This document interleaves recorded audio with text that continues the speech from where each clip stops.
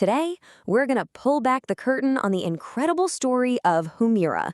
It's a single drug that didn't just change medicine, it completely reshaped the entire pharmaceutical industry. So, let me kick things off with a question for you. For the better part of 10 years, one single drug outsold every other pill, injection, and treatment on the entire planet. We're talking billions upon billions of dollars in sales. Any guesses what it was? Now, if you guessed something for a really common problem like cancer or high cholesterol, hey, that makes a lot of sense. But it's not the right answer. The truth is actually a lot more specific. The world's best-selling drug was actually a revolutionary treatment for a whole bunch of diseases where the body's immune system gets confused and starts attacking itself. It's a condition called autoimmunity. And that drug was Humira. Its story is this amazing mix of breakthrough science, incredible patient relief, and just frankly, a brutal business strategy. So here's what we're going to break down. We'll start with how it became a drug like no other, and then we'll dive into how it targets the source of inflammation. We're also going to look at the really tough choices patients have to make, how its manufacturer built this thing called a patent fortress, and what's happening right now that that fortress is finally starting to crumble. All right, let's start at the very beginning. Humira's journey to becoming the best-selling drug in history, well, it was anything but typical. And you know what's really interesting is the name itself. Humira isn't just some made-up marketing word. It's actually an acronym that tells you exactly what it is and what its first big job was: a human monoclonal antibody in rheumatoid arthritis. That name alone tells you a huge piece of its scientific story. So how in the world does this thing actually work? Well, imagine your immune system has this master alarm that, in some people, gets stuck in the on position. Humira's entire job is to find that switch and just turn it off. That alarm is a protein, and it's called tumor necrosis factor alpha, or TNF-alpha for short. Now, for most of us, TNF-alpha is a good guy. It's essential for fighting off infections. But in autoimmune diseases, the body goes haywire and makes way too much of it. It ends up signaling this constant, damaging attack on your own body, your joints, your skin, your gut. Humira's approach is actually, beautifully simple. It's a three-step process. First, you've got these rogue TNF-alpha proteins sending out signals for an attack. Then, Humira, which is a super specific antibody, goes in, finds them, and binds right onto them. And that's the key.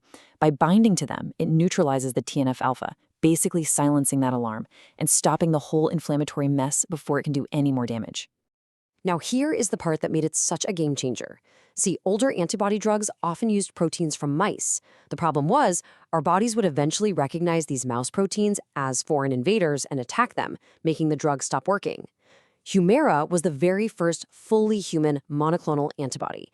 It was engineered to be almost identical to our own antibodies, which meant it could fly under the immune system's radar and keep working for a much, much longer time. That was a huge deal. This incredible science gave people relief they had only dreamed of.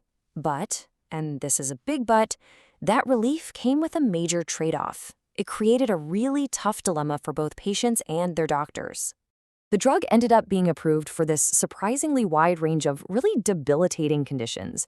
We're talking about rheumatoid arthritis that wrecks your joints, Crohn's disease that attacks the gut, plaque psoriasis on the skin, and even certain kinds of inflammation in the eyes.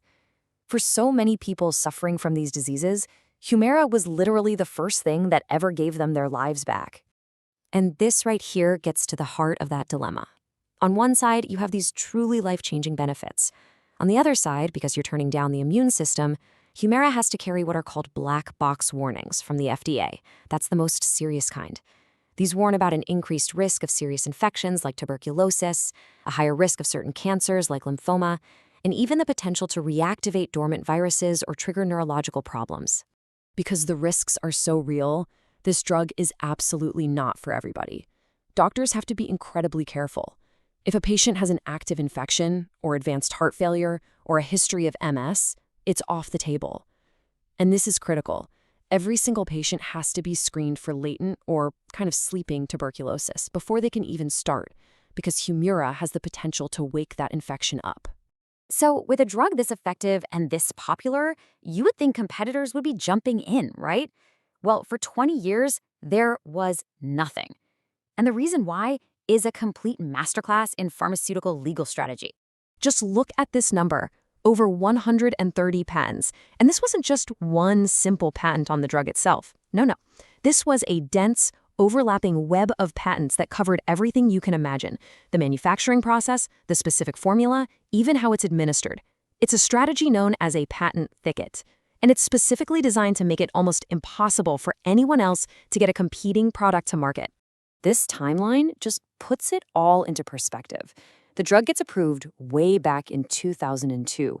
Its main core patent expires 10 years later in 2012. You'd think that would open the floodgates for competition, right? Nope.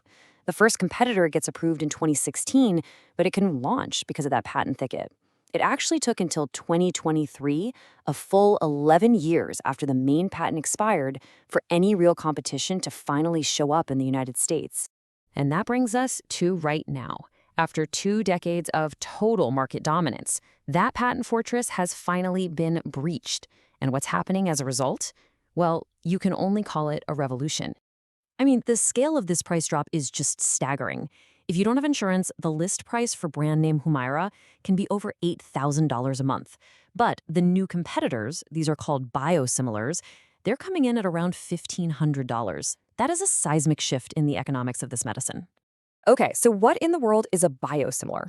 The easiest way to think about it is like a generic drug, but for these really big, complex medicines called biologics.